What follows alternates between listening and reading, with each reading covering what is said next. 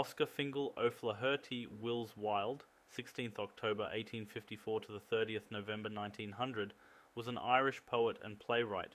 After writing in different forms throughout the 1880s, he became one of the most popular playwrights in London in the early 1890s. He is best remembered for his epigrams and plays, his novel The Picture of Dorian Gray, and his criminal conviction for gross indecency for homosexual acts. Wilde's parents were Anglo-Irish intellectuals in Dublin. In his youth, Wilde learned to speak fluent French and German. At university, he read greats. He demonstrated himself to be an exceptional classicist, first at Trinity College Dublin, then at Magdalen College, Oxford.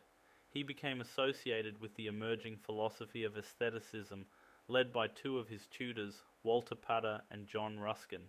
After university, Wilde moved to London into fashionable cultural and social circles. Wilde tried his hand at various literary activities. He wrote a play, published a book of poems, lectured in the United States and Canada on the English Renaissance in art and interior decoration, and then returned to London, where he lectured on his American travels and wrote reviews for various periodicals. Known for his biting wit, flamboyant dress, and glittering conversational skill, Wilde became one of the best-known personalities of his day.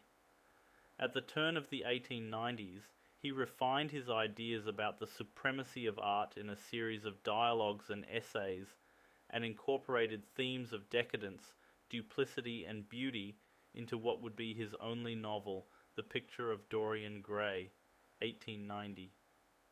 Wilde returned to drama, writing Salome, 1891, in French while in Paris, but it was refused a license for England due to an absolute prohibition on the portrayal of biblical subjects on the English stage. Undiscouraged, Wilde produced 4 society comedies in the early 1890s, which made him one of the most successful playwrights of late Victorian London.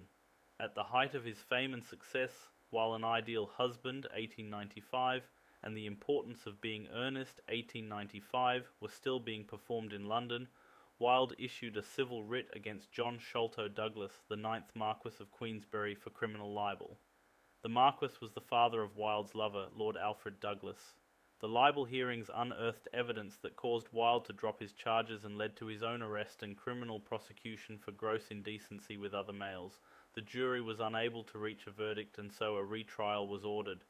In the second trial, Wilde was convicted and sentenced to 2 years hard labour, the maximum penalty, and was jailed from 1895 to 1897.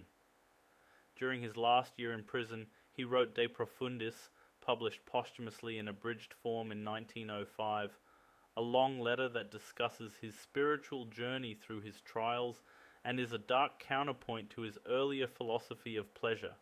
On the day of his release, he caught the overnight steamer to France, never to return to Britain or Ireland.